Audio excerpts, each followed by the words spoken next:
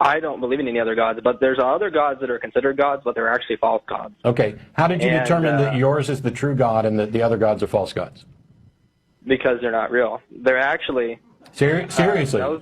They're not real. That's how you determined it. How did you determine yours was real? See, the question had two parts of why do you not believe these other gods and why do you believe this? Yeah. And if your reason for believing this is because the other ones are wrong, that's a fallacy. Yes.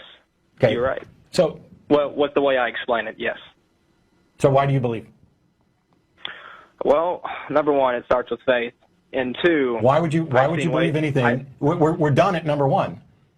We're done at number one. Why would you believe anything? Faith is a good way to be wrong. Is there any position? Is there any position that I couldn't take based on faith? Is there any position that you could not take based on faith? Right. If you begin with faith, couldn't I believe all those gods you just dismissed, or couldn't I pick one of those gods you dismissed and believe it based on faith as a primary foundation? You could, yeah. Sure. So doesn't that mean that faith is not a good foundation for determining what's true or not true? Not so. That's not what it means. So faith can be used to both believe a true thing and a not true thing, and you think that this doesn't demonstrate that faith is an unreliable path to truth?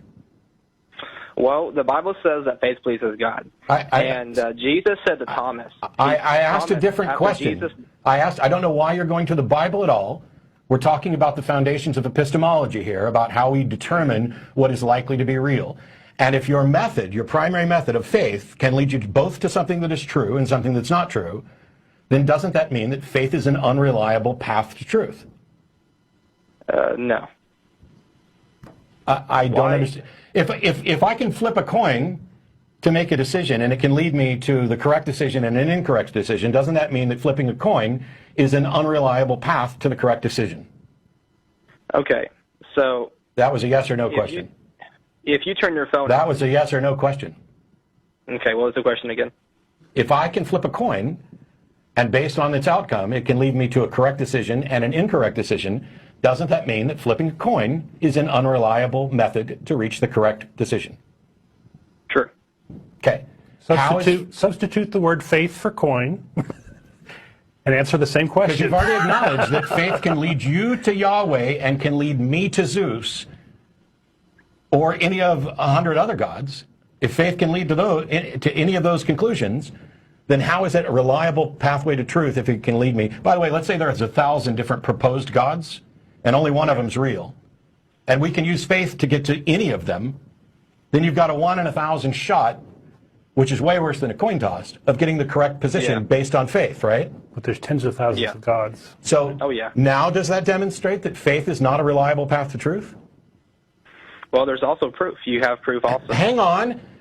Let's finish this point, and then we can move on to the next one.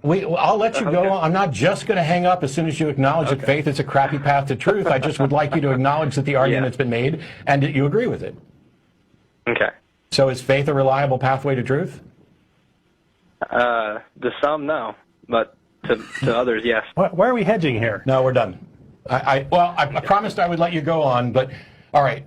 So faith can sometimes lead you to truth. Correct. And faith can sometimes lead you to something that's not true. Yes. Which means that faith is not a reliable path to truth, right?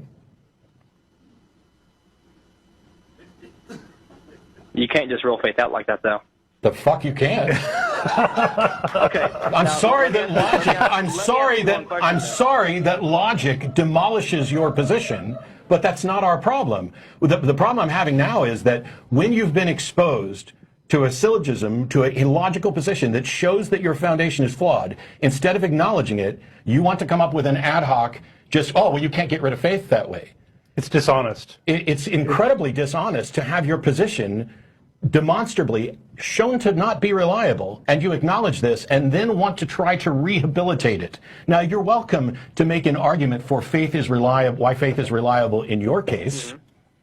But if you aren't willing to acknowledge that faith isn't reliable generally, then I don't know how we continue.